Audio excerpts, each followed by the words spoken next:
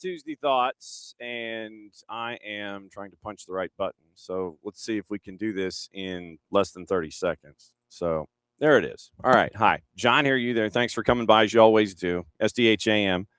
And it is an opportunity for us to have a bit of a power hour and hang out with each other before some of us head down and see just how much of an Argentina takeover is in downtown Atlanta. Coming up in about an hour at Centennial Olympic Park at the Fan Fest. Las Palmeras is going to be there.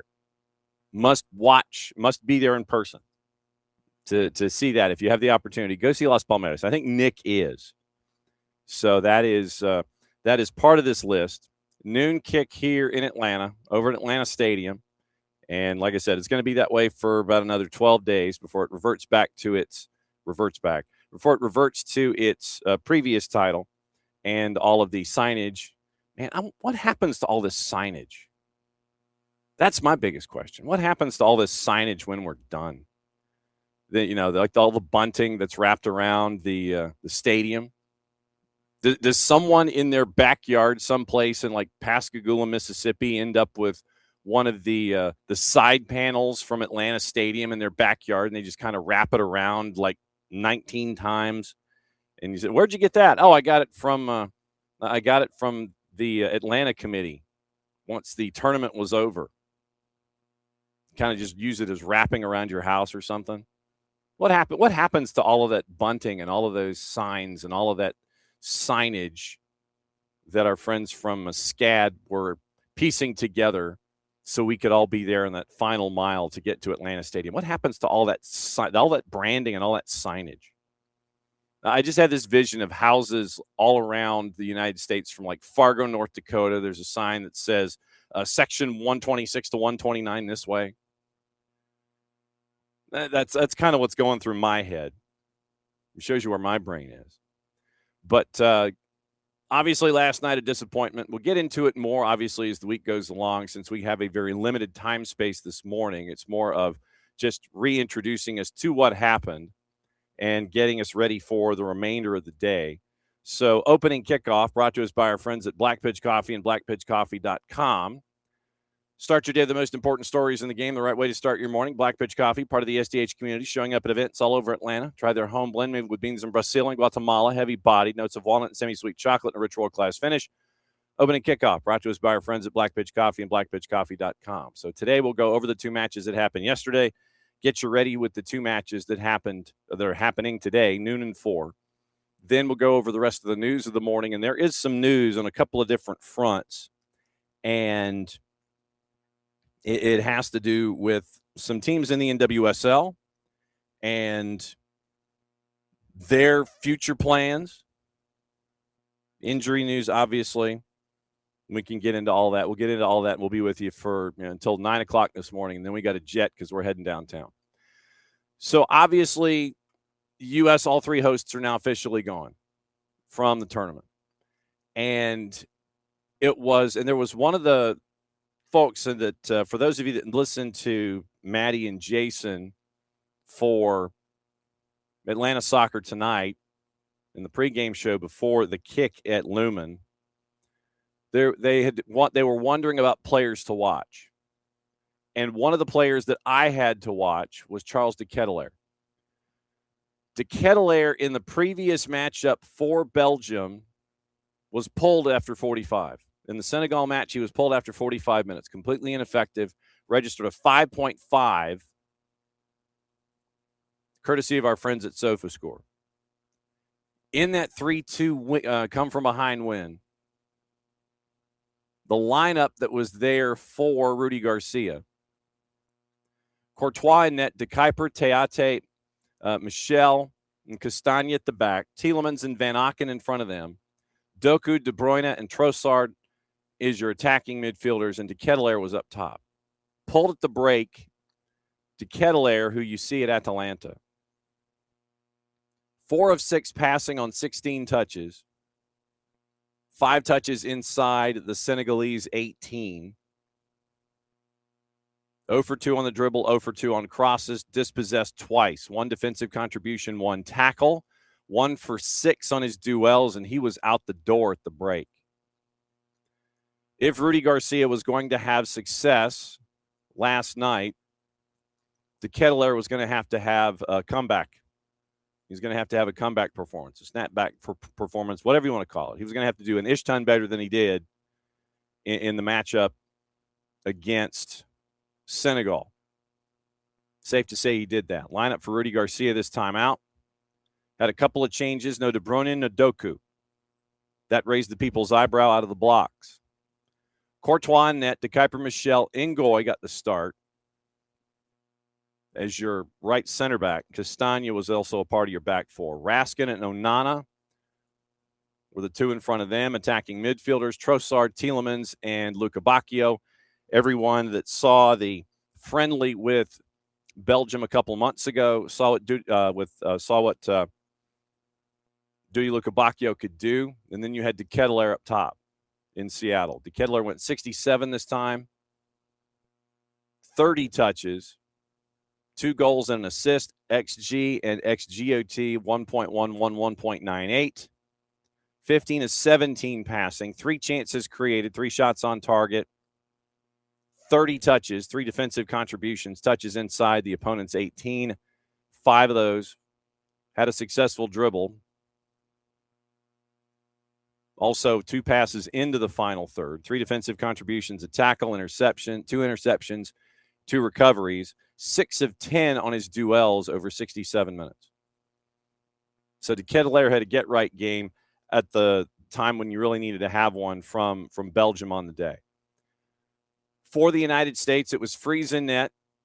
No surprises. Freeze in net, Jedi, Ream, Richards, and Freeman. Tyler Adams, Malik Tillman, Weston McKennie, Christian Pulisic, Flair, and Balogun, Serginho Dest.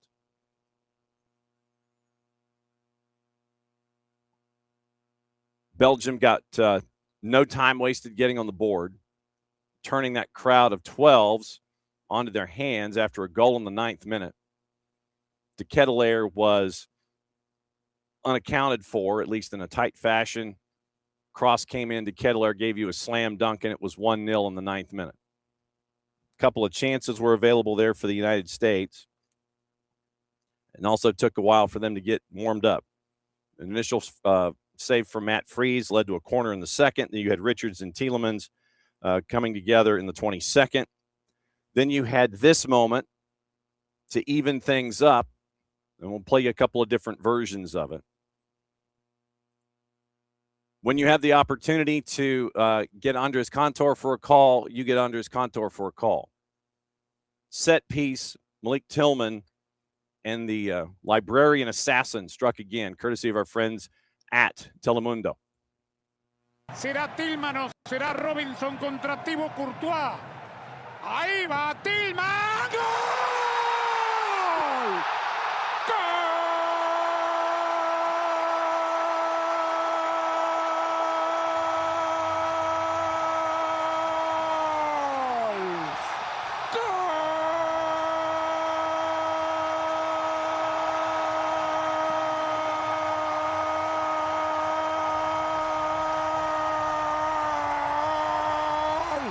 Estados Unidos, Tillman otra vez, Tillman lo hizo en un momento donde no encontraba cómo pisar el área Estados Unidos. Tillman, ayudado por este desvío en la barrera, empató el partido. Es Van Aken el que con la cabeza le cambia. So the ball ends up, as Tillman struck it, the wall jumps up, it hits Van Aken, glances off his head, and goes into the back of the net to make it 1-0. That was one version. Here's the other version. Jesus Acosta on the call, FTP Radio. 31 minutos. Lo gana Bélgica 1-0. Gol de Charles de Ketelaere al minuto 9. Cobra Tillman. ¡Balón adentro, golazo!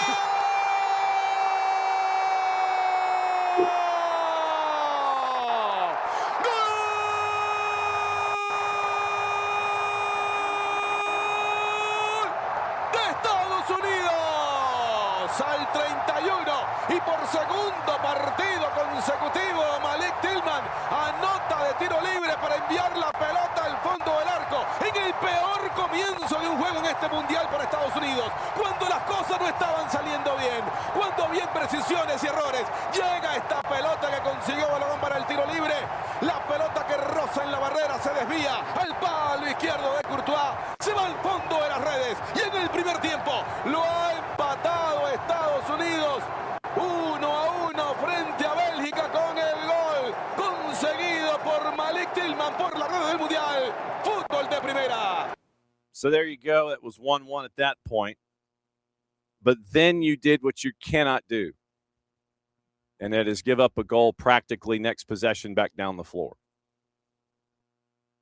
And the U.S. did exactly that. De Ketelaere once again service inside the 6, and he beat 2 defenders to the ball, climbed up over Ream and Richards, if memory serves. 2-1 at that point. Then you end up with probably the moment that is going to stick with a lot of folks from this match. Ball sent long over the top, and you end up with the U.S. defenders being second, third, and fourth in a match race, trying to get to the ball before it gets to the arc and inside the 18. Matt Freese really has no choice. So he comes out, he chests the ball down to try to gain control of it. He does.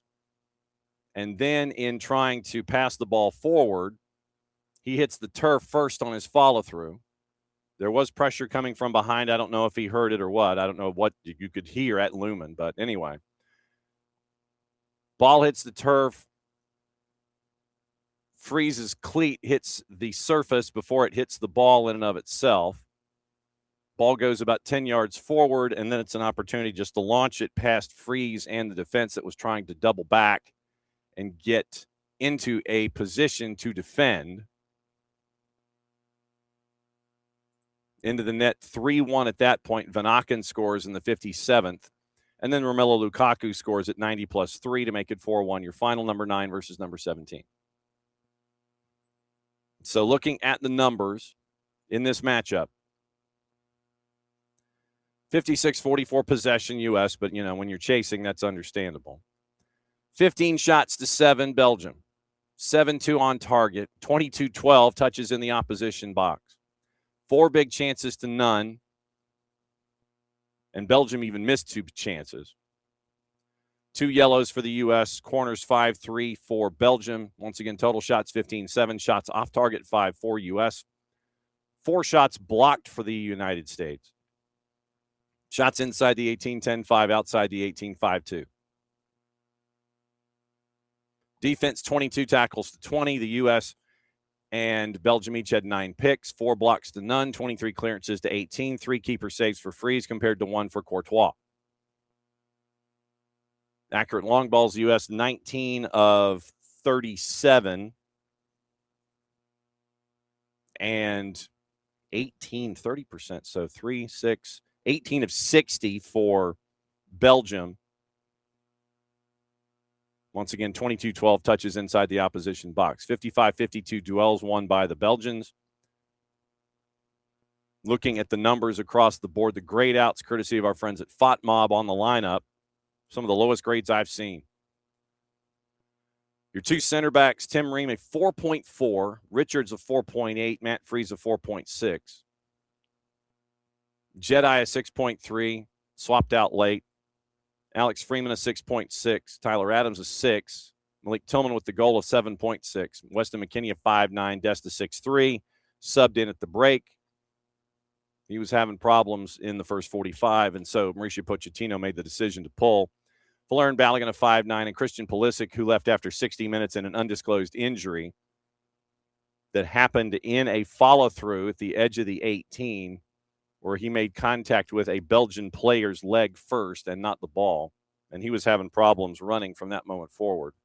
Subbed out after 59 minutes. Reyna, Berhalter, and Pepe came in. Arston and Haji Wright came in. And that's your tournament. Van Aken came in. Doku came in. Lukaku came in, graded highly. Doku is 6.5. Lukaku is 7. Van Aken, obviously, with the goal on 8.4.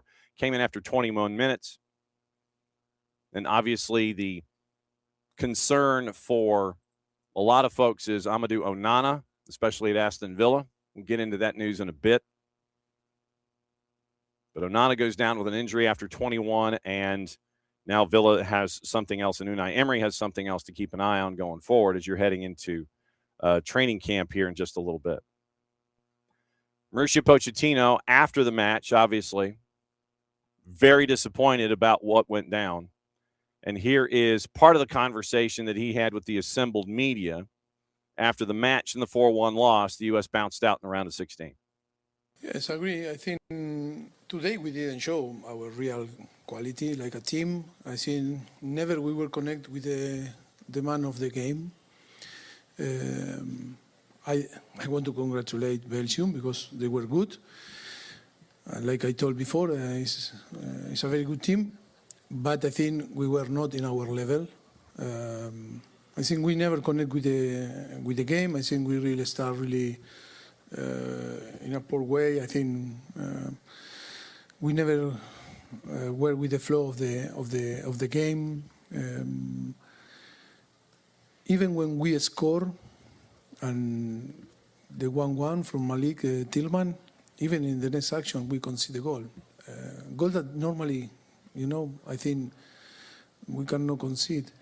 But that is, if we analyze the game, I think it's true that today we were not the same team that during the tournament showed the quality. Very bad day. Wasn't our day in a collective and individual way. And we need to accept that sometimes this type of thing happen, but in a tournament like a World Cup, when that happens, you have not another chance. You have no net. I think when that happens in a knockout stage, you are out and you need to go home. You need to accept that. Mauricio Pochettino after the match. Wasn't their day? And, that's the bottom line. You had a team, I think, that early on in the match was trying to figure out how to best handle all of the emotion that was engaged in that match and everything that it meant. And Belgium came out on the front foot first. And you were having to play catch-up, especially after De Ketelaere scored in the 9th minute. You're having to play catch-up from that moment on. And it was a long day trying to climb a mountain, especially after you get the equalizer. And then you think you kind of got your sea legs under you after the Tillman set piece. And then, as Mauricio Pochettino said, in the next action, literally, as we were, as we always talk about, the one thing that you cannot do after you score is give up a goal yourself. And the U.S. did exactly that. Belgium came right back down the field, scored again to put the margin back to 2-1. And then you had the moment with Matt Freese. And that made it 3, and that made it that much more impossible. You did have a formation change at the half coming out in the second half, and you did seem like you were in a bit of the ascendancy until that moment with Freese.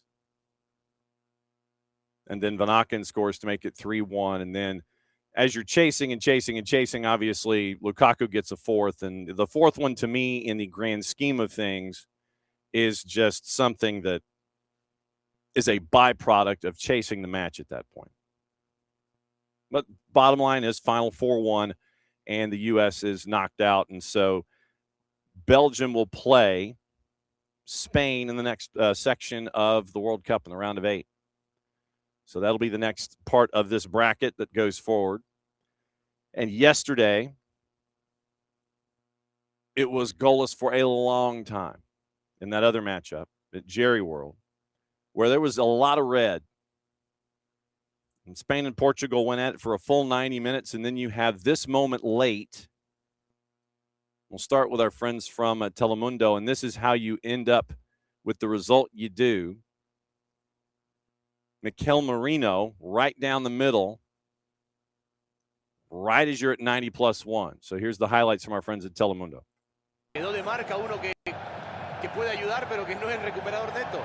Cuidado con Ferrer, atención con el pase, acá está.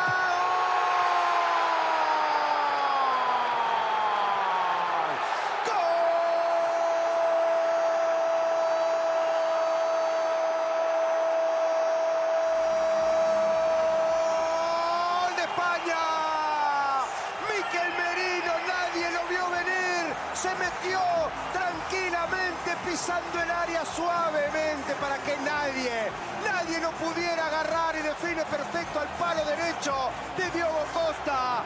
Desde el banco ingresó Merino, acostumbrado a hacer goles importantes con su club. Lo gana España sobre el final, 1-0. Quedó partido Portugal, segunda falta seguida de Bernardo, decíamos, lo puede ganar España en el cierre.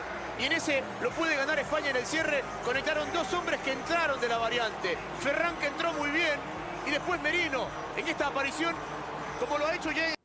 Ferran Torres brought in as a sub off the bench, charged right up the middle.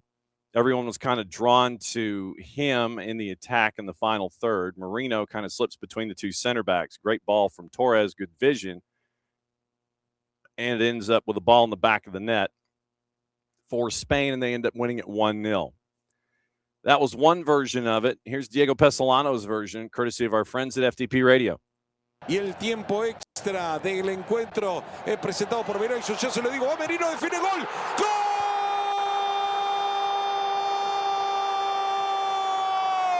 ¡Gol!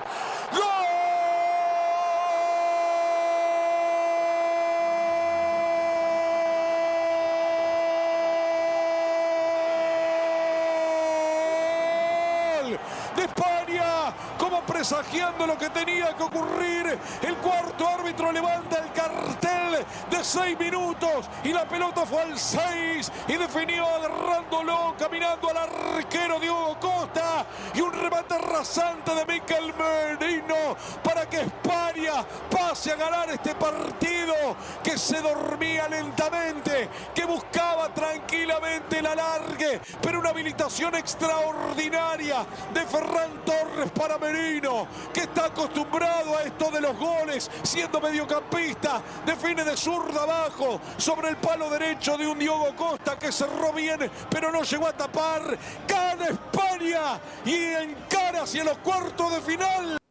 Which also means, and I'm still trying to figure out how Diego Pesolano rolls his R's as well as he does. But with that matchup going the way that it did, Spain gets the win, which meant that Cristiano Ronaldo's career representing his country was done. And then, kind of in part and parcel to that, after the match at Jerry World, Roberto Martinez confirmed he's leaving the job after the defeat, denying that the result in the overall, outside of the 1-0 loss to Spain, was a failure. Took charge in 23. Contract was due to expire after the end of the tournament. And he said that it wouldn't make sense to continue in the role. They were eliminated in the quarters of the Euros in 24. 45 matches. He says it's a memory that he's going to take with him always. Quote, "It was a pleasure, a source of pride and responsibility. It's hard, but at the end of a cycle and in the context, it makes absolute sense." One of the other elements of the match was that Gonzalo Ramos was not a part of it. And everyone was wondering, okay, why didn't you do this? Why didn't you do this? Why wasn't he a part of the lineup? Why wasn't he subbed in? And so Roberto Martinez was asked this after the match in the post-match press conference. And here is his response on leaving Gonzalo Ramos out of the action in the first 90 minutes. Today, that's an easy way to analyze. When you are a team that you need a goal, you cannot take Cristiano off, at least in the 90 minutes, because physically he's totally capable with what he's done over the season to be able to be there. It's a presence, open space, a dead ball situation, anything in the box. We need his experience, so it would make no sense. Probably going into extra time, it would have been the moment to use the energy of Gonzalo Ramos. Today, we were stopping totally what Spain tries to do with the influence of Pedri, the influence of Olmo, the influence of Rodri, the influence of Lamine Yamal, Cucurella arriving in the last third. We consider a goal that is not typically in the patterns of Spain. So today we had to keep the structure, and it wasn't a case to take your centre forward to top goal scorer off the game in the 90 minutes. is using the players, is using the information that we have. Rafael Leao was our best player against Croatia. Last time he played 90 minutes was in the 1st of March, and during the whole season never played 2 games in 4 days. So you have to protect your players, you have to use your players, and I think that's what we do very, very well. But that's not to stop criticism from the outside, that's just to give the best chance to our players. Today, I think you said a word about disappointing. I'm not disappointed.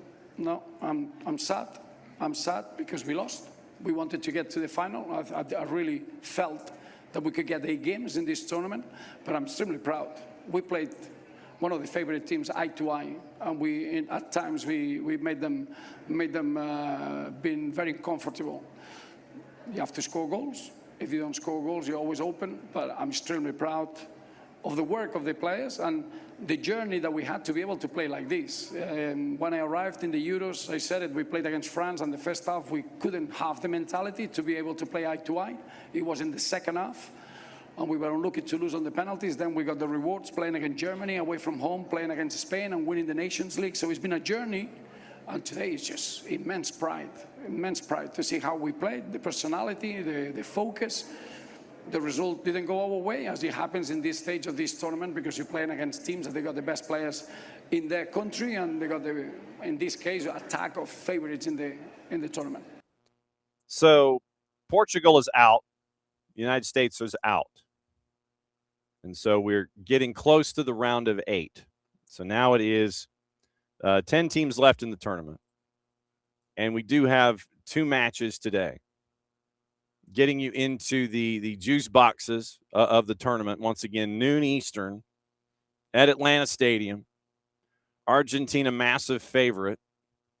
That has even grown over time. Argentina is a minus 303 in the composite, courtesy of our friends at Odds Portal. 90-minute draws a plus 400. Egypt is a plus 1,000. Then 4 o'clock, early afternoon kick, BC Place in Vancouver. Switzerland is an underdog, decidedly so, against Colombia. Colombia is a favorite, but on the plus side at a plus 125. 90-minute draws a plus 210. Switzerland is a plus 270. Winners of those 2 will join France and Morocco after an actual day off tomorrow. Everybody heads to their new locations, or unless you're already there. France and Morocco, that one is on Thursday at 4. Friday at 3, it's Spain and Belgium. Saturday at 5, it's Norway and England. And then the winners of today square off in the next go-round at Atlanta Stadium. So we'll find out what happens with those folks. Winner of Norway and England gets winner of Argentina and Egypt at Atlanta Stadium for the last dance for Atlanta Stadium in the tournament. But right now, that's where we are. France and Morocco, Spain and Belgium, Norway and England, and then the winners of Argentina, Egypt, and Switzerland and Colombia. So that's where we are. That's where we're hanging with the survivors here at this point. Early juice boxes, by the way, in those matchups. Just so you've got them to kind of keep an eye on them. France, obviously a big favorite against Morocco at a minus 172. Spain, a big favorite against Belgium at a minus 161. England favored at a minus 115 against the cyborg Erling Braut Haaland at a plus 320. So you've got those to keep an eye on as you get closer and closer to those particular matchups. But just to give you the news and notes heading into today with the doubleheader. Where's my media update? The media update for the 7th. Argentina and Egypt, just for the record, enjoying record streaks ahead of the fixture. Argentina's 10-match unbeaten run, best at the finals, 8 wins and 2 draws. Egypt's 4 World Cup matches without defeat is a record for that African nation, 3 draws and a win. For Switzerland and Colombia, Switzerland have scored in their last 6 FIFA World Cup fixtures, a national record. Colombia found the net in 12 of their last 13 in the competition. So diving into the real diving of the numbers in this one. Francois Letexier is the man in the middle, French crew, for the matchup at Atlanta Stadium. Cyril Mounier is your first AR. Mehdi Ramouni is your second AR. Your fourth official is Espen Eskis out of Norway. Reserve AR is Isaac Beshevkin from Norway. VAR is Jerome Brizard from France. AVAR, Willie Delahode from France. And your support, who will be in the 3-shot in the graphic on the right-hand side of the screen, Bram van Driesche out of Belgium.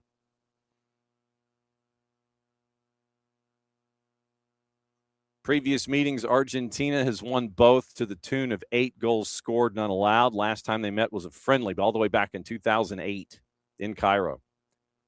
6-0 in the semifinals of the 1928 Men's Olympic Football Tournament.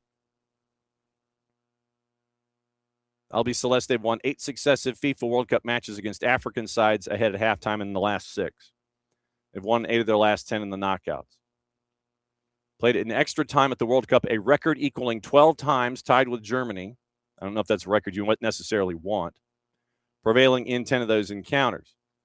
Against Cabo Verde, Lionel Messi became the first player to reach the milestone of 30 appearances in the history of the World Cup and the first to 20 goals. Scored in a record extending 8 successive fixtures, 5 successive knockout round matches dating back to 22. Egypt's only World Cup match against a South American side, a 1-0 defeat to Uruguay in the group stage back in 2018. Shootout victory over Australia was Egypt's first success in a World Cup knockout match. We do have up at soccerdownhere.net, by the way, an article on the head coach of the Egypt national team and what it means to him to get to this particular point. Hassam Hassan yesterday held court at the MD-1s, and so that article is up. So you can go to soccerdownhere.net and catch up with what it means to him to be in this particular position for his country. Egypt on a 4-match unbeaten run, once again 3 draws, longest such streak in the tourney. Opened the scoring in the first half in 4 of their last 5 matches in the World Cup.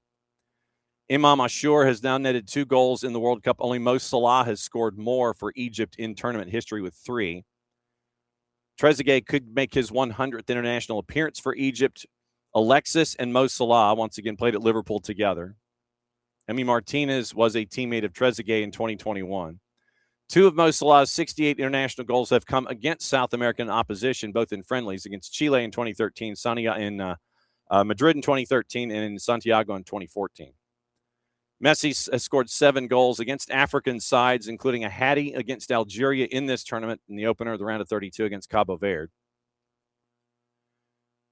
And so that is your news and notes and facts to kind of keep an eye on in that particular matchup. For the one to follow with Switzerland and Colombia, your fun facts here. Ivan Barton will be the man in the middle. David Moran from El Salvador is your AR, along with Antonio Pupito from Nicaragua. Cacha Garcia is your 4th. Sandra Ramirez is your reserve AR. Your VAR, who will be sitting as a part of the shot inside the war room, looking at all the monitors, will be Guillermo Pacheco. Armando Villarreal is your AVAR. The man standing behind both of them, whose name will be on the full screen graphic over on the the right-hand side of the screen as a part of that full screen, will be Ivan Bebek out of Croatia. It's the last match for BC Place in this tournament. These 2 teams met in the 94 finals. Colombia won 2-0 in California during the group stage, thanks to goals from Hernan Gaviria and Harold Lozano. Switzerland's first knockout victory since 1954. Beat Algeria 2-0 in the round of 32. Mbolo and Ndoye scoring for Switzerland. Won Group B, 7 points, drawing with Qatar, beating Bosnia-Herzegovina and Canada. Fixture with Colombia will be their 3rd in succession to take place in Vancouver, which goes back to the fact that if you had won your group,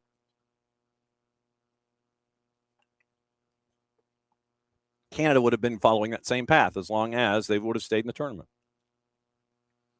Colombia reaches the round of 16 for the 4th time after the 14th-minute goal by Jean Arias in the 1-0 win over Ghana. South Americans remain unbeaten at the World Cup, winning Group K ahead of Portugal, Congo, DR Congo, and Uzbekistan. They have met once. Well, they met twice before.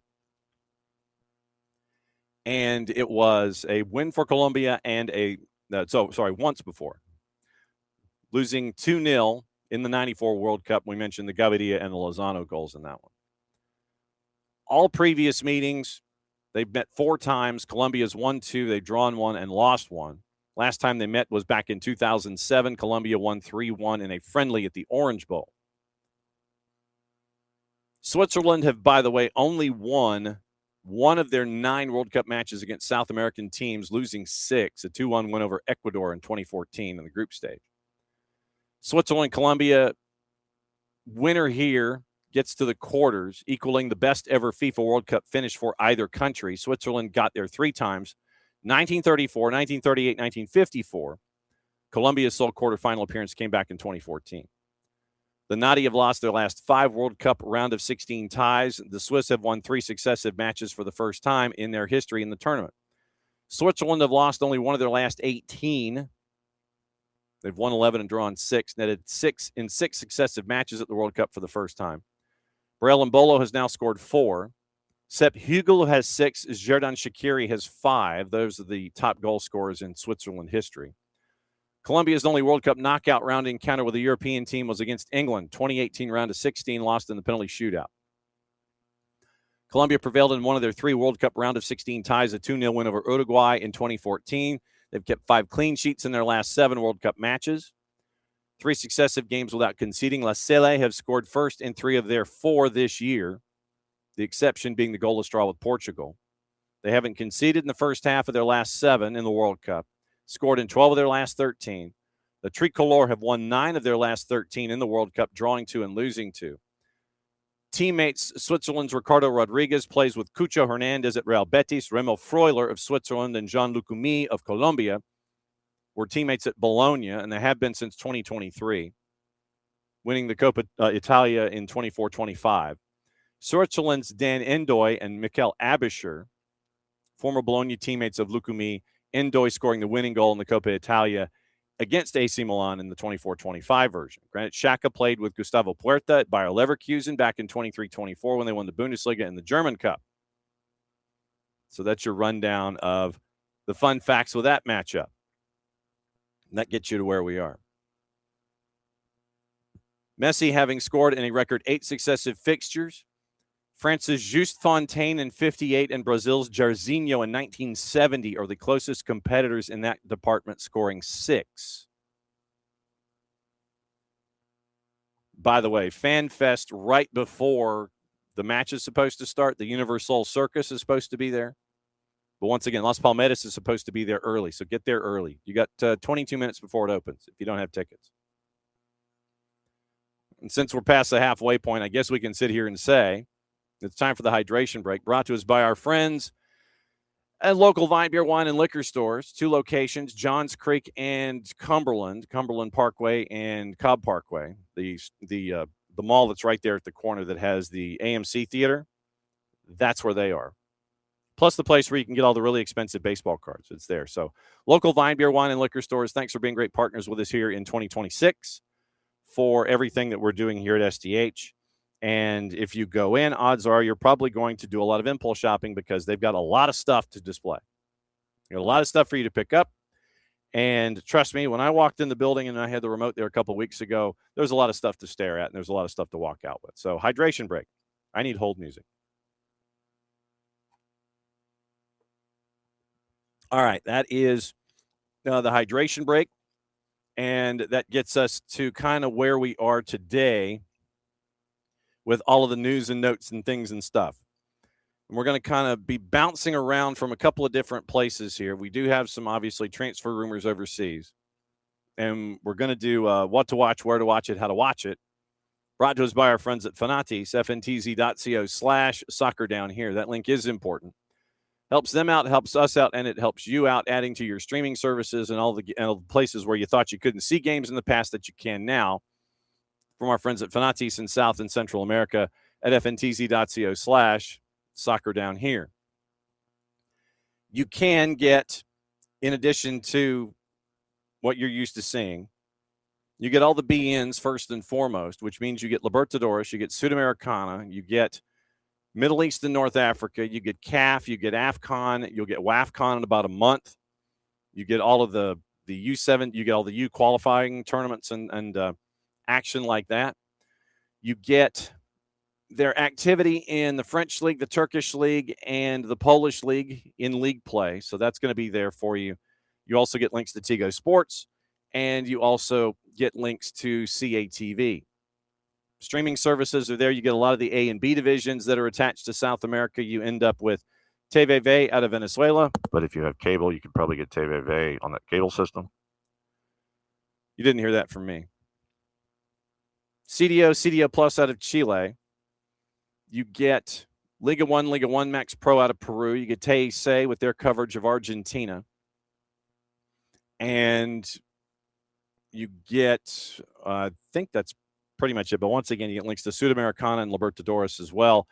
And all of that's at Fanati. So today, since today is Tuesday, Big FOX has them both, noon and 4 o'clock. Telemundo has them both, noon and 4 o'clock.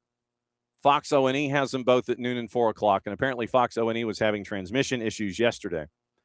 Peacock has them both at noon and 4 o'clock. I watch Telemundo, which is available on Peacock, but I watch Telemundo because we have local affiliates here in the area. So I've been watching Telemundo, and our friend Ramsey Sandoval, who was on with us last week, he was on the desk doing post-game yesterday for Telemundo, the Big Red T. And so that is today, brought to us by our friends at Fanati's at fntz.co/soccer down here. So your news and notes across the board. 8 o'clock this morning, news came out from Gotham FC in the NWSL, from Carolyn Tish Blodgett, and then in news release form, that Gotham is going to be moving into Etihad Park. They're going to be moving into Dylan Butler Estates as a part of 2028. From Tish Blodgett, the move represents far more than a change of address, a reflection of how far the club has come, and a statement about where we believe it can go. Over the last several years, Gotham FC has made remarkable strides thanks to the dedication of countless players, staff, supporters, and partners who've helped shape this club into what it is today. When my family and I became involved, we joined a shared ambition to build one of the defining clubs in women's soccer, a source of pride for the entire region. Etihad Park gives us the opportunity to pursue that vision on an even bigger stage as the first soccer-specific stadium in New York City. It will become one of the premier homes for the sport in North America, a stage worthy of the players who wear this crest and the supporters who have carried this club forward. This moment reflects something we say often inside our club: always building, never finished. Etihad Park is another step forward in what we believe Gotham FC can become, not just one of the leading clubs in women's soccer, but one of the defining sports organizations in our region. And while today's announcement is about where we will play our matches, it's equally important to recognize where we continue to train and grow. Earlier this summer, we announced the club's first ever dedicated training facility in Whippany, New Jersey. Long-term investment designed specifically for our players and staff. For years, our athletes trained in borrowed spaces. For the first time, they'll have a home built entirely around their performance, recovery, and development. And so Governor, majority owner Carolyn Tish Blodgett, that was about half of her statement that was attached to the release. Beginning in 2028, renderings are up. And they go into the discussion about what Etihad Park does. Commitment to elite environments and accessible fan experiences, connecting the club to more than 3 million additional people within a 75-minute commute via MTA and the Long Island Railroad. Marty Edelman, NYCFC co-vice chair, with a quote. Zoran Kwame Mandani, the mayor of NYC, with a quote.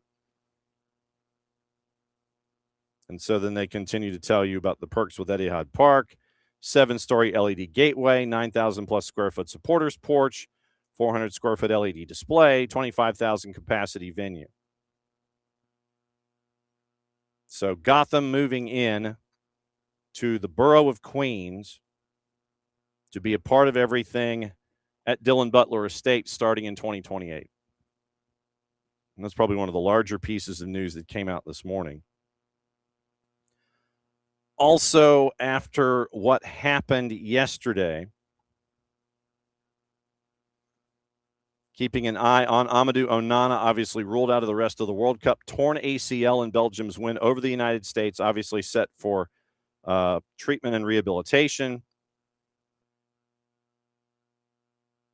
Romelu Lukaku, obviously, after getting goal number 4, held up the shirt wearing Onana's name, wearing a brace around his right knee.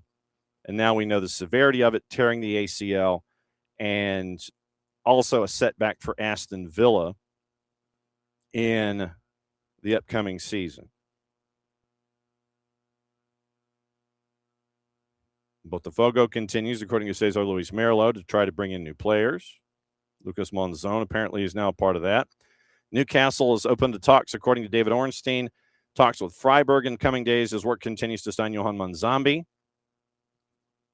Newcastle is now the leading contender for the 20-year-old midfielder, intensifying efforts to get the deal done. Swiss international keen on the opportunity. And now, obviously, with the injury to Onana, Villa did not plan to recruit in that area. Will now have to reassess, according to David Ornstein and The Athletic. Other news notes, gossip, rumor, and innuendo before we get out of here this morning. Once again, we're here till the top of the hour, and then we're heading downtown for the matchup.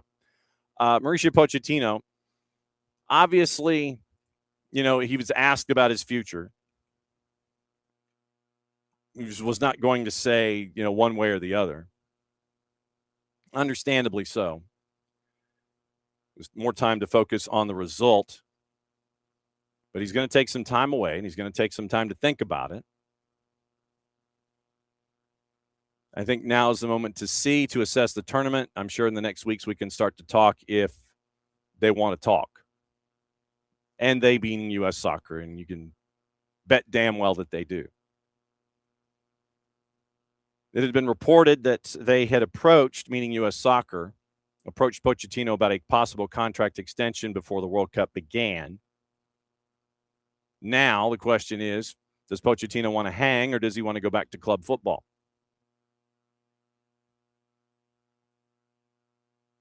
Pochettino now admits that he feels that there is a perfect mindset now within the American player pool. Quote, I think we set the principles for the future to be very successful. I think we feel proud because I think we'll create something that's going to stay now in the federation and in this country.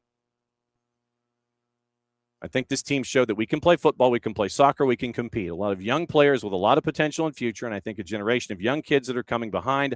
I think only you keep believing in that process. So that is the charge going forward for the United States and the USMNT. Now, gossip, rumor, and innuendo.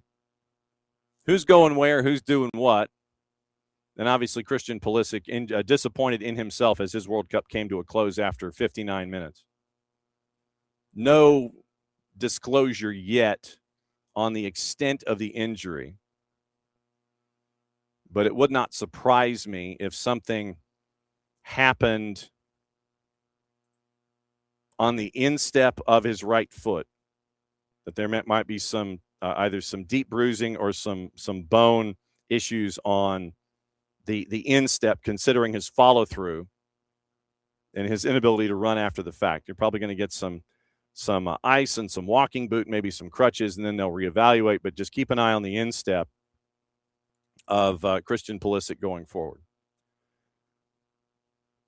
Trending rumors, Liverpool have made contact over a move for Gilberto Mora, according to Team Talk, stepping up their interest.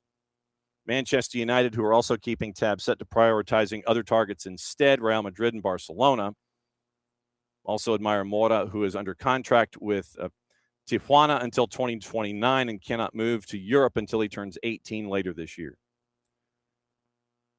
Messi and friends are reportedly looking to sign Vozinha, according to Marca. He's a free agent after leaving Gigi Chavez this summer, second-tier side in Portugal. So Messi and friends could snap him up pretty easily and see him play alongside Lionel Messi. Spurs preparing an £85 million bid to sign Bournemouth forward Junior Krupi, according to TalkSport. Spurs have identified the French U21 as a key target after an impressive debut campaign, scoring 13 goals. Bournemouth determined to retain the 20-year-old Spurs, seemingly poised to test their resolve with another huge signing, continuing their spending spree this year. Morning, Dr. D.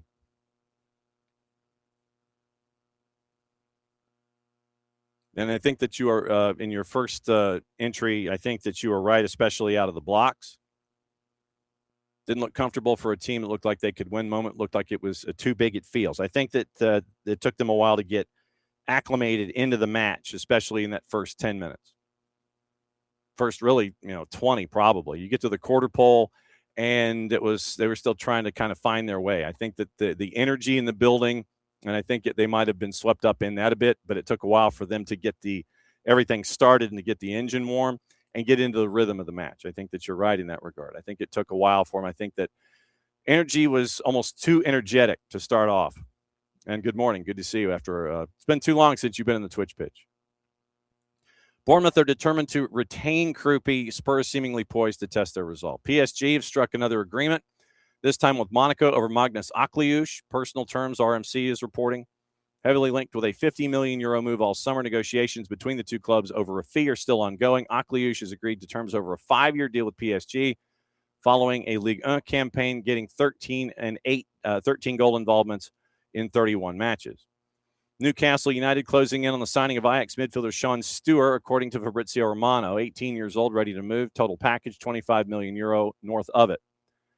Talks are well underway with Newcastle and Ajax over a deal. Stewart played 19 times in the Eredivisie last year, scoring once. Netherlands Youth International, 3 U19 caps available to him. Arsenal looking at striker, midfield, center back, or fullback, and a goalkeeper, according to the 4-letter paper, so basically everybody. Trossard expected to leave in a €20 million move to Besiktas. It's going to require a left-sided winger to be signed as well. Morgan Rogers, Bradley Barcola, and Andrea Berta, the sporting director, ready to look at the squad to try to keep the title from last season. Chelsea's going to look at England U19 international Jesse Derry, signing a new contract to keep Bayern Munich away. Winger's current deal set to expire in June of 29, according to Football Insider. Liverpool have wrapped up a deal to sign Celtic wonder kid Dara Yikiemi after the Scotland U16 captain put pen to paper on a 5-year deal. It's from Fabrizio Romano. Spurs defender Rado Dragusin is expected to arrive in Italy this week to finalize his move to Fiorentina, according to Sky. Brentford is set to sign Callum Wilson on a 1-year deal. That's also from Sky. Nicola Shira says Napoli set to offer Scott McTominay a new contract to keep him there, which would see the salary jump from €4.4 million to €7 million a year. Atalanta on the verge of signing Cagliari midfielder Gianluca Gaetano for a fee in the neighborhood of €12 million, but it could get to 14 with activators. That's from Fabrizio Romano. Parma and Japan goalkeeper Zion Suzuki has turned down a move to Leeds United, from Nicola Shira. Sky Germany and Florian Plettenberg say FC Cologne exploring the possibility of signing Edson Alvarez this summer. West Ham United midfielder is open to the move. Sky Germany again, full agreement has been struck between Bayern Munich and Besiktas over the transfer of Alexander Nubel. Keeper set to sign a contract until 29 with the Turkish club. Lyon willing to submit an €18 million bid for Rangers striker Youssef Chermiti, though the Scottish club's insistence that he is not available. Keep an eye on Senti Auna for that.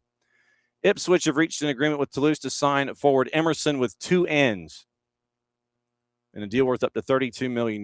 The Brazilian striker now expected to travel to Ipswich to undergo a medical. That's from Foot Mercato. And Wolves expected to keep tabs on Nico Seeger, who is at Hajduk Split. The Canadian men's national team midfielder was on the field starting for the final match, impressed on a bunch of different places. So Wolves keeping an eye on Seeger at Hajduk Split. Once again, that's courtesy of our friends at Sky. So that is the first pass of the gossip, rumor, and innuendo that are with us this morning. So let's check our sources before we get out of here and see if there's any other news that we need to get into once again before we get out of here.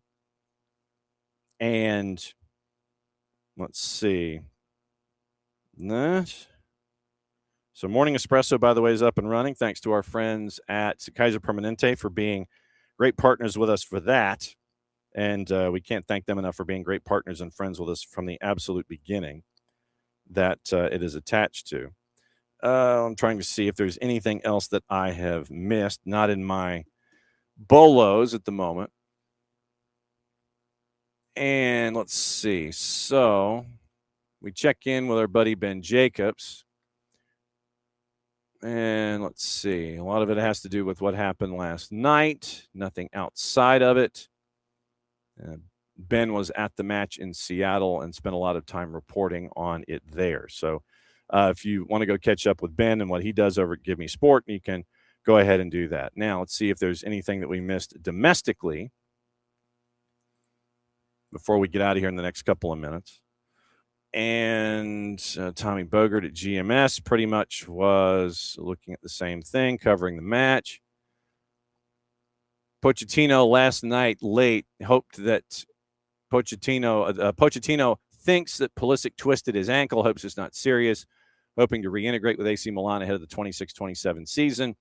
He tried to run off the heavy challenge and wasn't unable to do it. So let's see. Pochettino post-game. Let's see. So I think we're solid there. I think that we're good in the transactions department with two of our larger sources. So let's check and see what we might have missed in a story sense before we get out of here. Once again, we're heading downtown, and it is it's a very, very busy day. If you've got a ticket to get into FanFest, that's probably going to be the only way that you can get in. Las Palmeras, people. Las Palmeras. Huge to get them here for this morning. Absolutely insane.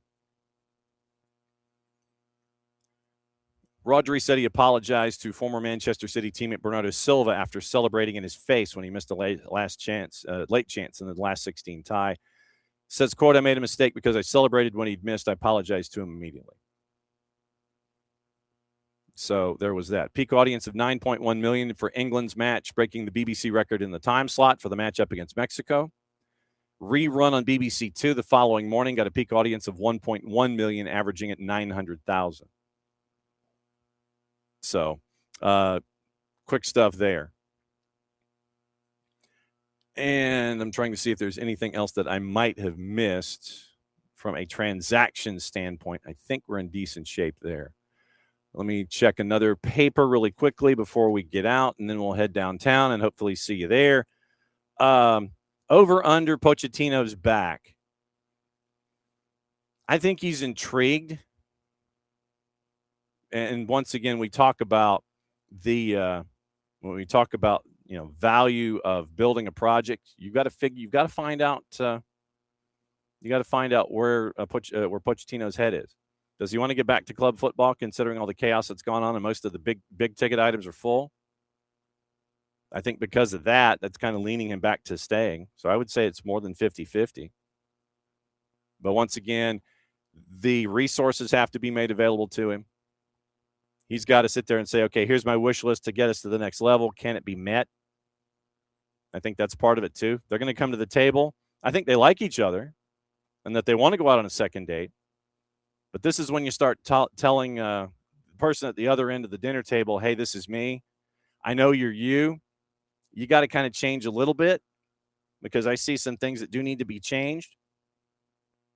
And if the if U.S. soccer wants to continue to improve, then, you hang out with Pochettino, you sit there and you look at his guideposts.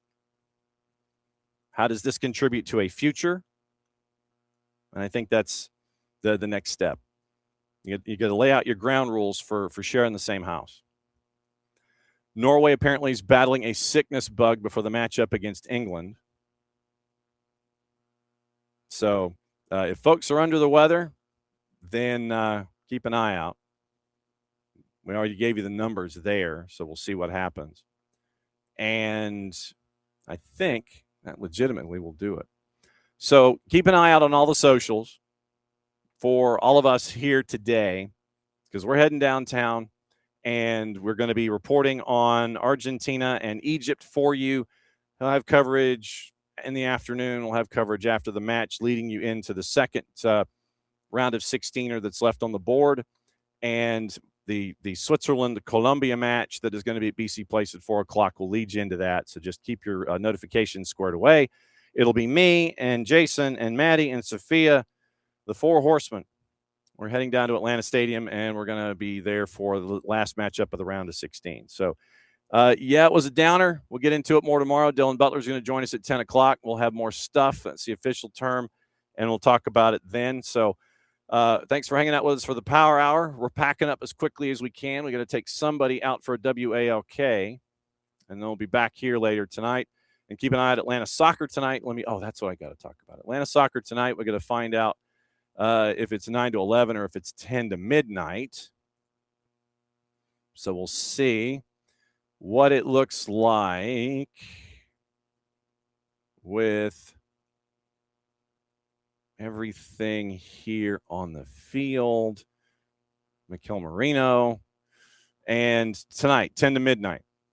So 10 to midnight, 92.9 The Game, 92.9thegame.com on the Odyssey app. Jason's going to be driving you through everything. We're getting from the round of 16, which is down to 10, getting you ready for 8 when the match day is through. So 10 o'clock, 92.9 The Game, Odyssey app, 92.9 The Game YouTube channel. Stoppage time from 11 o'clock on 92.9 The Game YouTube channel.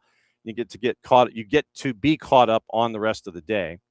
So Manchester United turning to Aurelien Tchouameni after missing out on Fernandes and Tonali.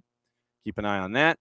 Napoli's owner, Aurelio De Laurentiis, and his son are under investigation by prosecutors in Bari over alleged false accounting and fraudulent bankruptcy ties to their management of the now Series C club. Liam Rosenior is now the new manager at Paris FC. PSG is not in a rush to close any kind of a deal with Ian Diomande. They know he was there 13+9, part of Ivory Coast's run, and he had 22 goal contributions last year for RB Leipzig. That'll do it. So from everybody here to all of you there, thanks for dropping by as you always do. See you downtown. If we see you downtown, see you back here. See you at AST tonight. See you back here tomorrow morning in just under 24 hours. We'll go over everything and get you squared away, and Dylan Butler's going to join us at 10 o'clock as everything rolls forward. So for everybody here to all of you there, thanks for hanging out as you always do. Since it is the end of the show, that means one thing. You get to do this. See you downtown. See you back tonight. See you tomorrow morning.